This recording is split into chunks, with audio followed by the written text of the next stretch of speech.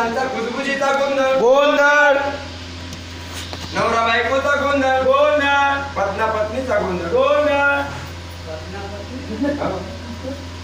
आगीचा गोंधळ महाराज. पती पत्नीचा गोंधळ. पती पत्नीचा गोंधळ म्हणजे असा कसा हाताच्या हातापर्यंत किती होते? दोन होते.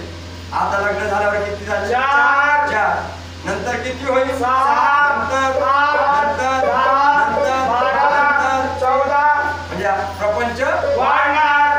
कितीही प्रपंच झाला, महाराज. किती प्रपंच वाढला, अंबाबाई तुझ्या कृपा प्रसादाने आमच्या घरामध्ये कसल्याही प्रकारचा गोंधळ माजला नाही पाहिजे. नाही महाराज. आपण अंबाबाईचा गोंधळ घालतो. गोंधळ करत नाही. गोंधळ केल्याने घरात गोंधळ गोंधळ घालायचा नसतो, गोंधळ घालायचा असतो.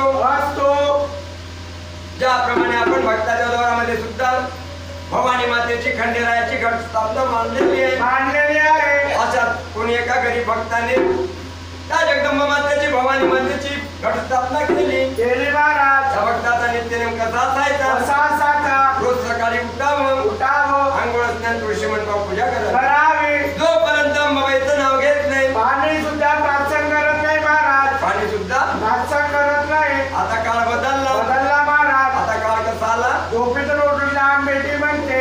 काय म्हणते? झोपेतून उठल्यावर लहान बेटी म्हणते. बेटी बेटी नाही म्हणणार महाराज. आणि बेटी म्हणते. म्हणजे महाराज आतुंडातली चहा पारुसल्या पुरुषल्या तोंडाने पेते. महाराज. सर्व बिमाऱ्या पोटामध्ये घालते. डॉक्टरांचं भलं भलं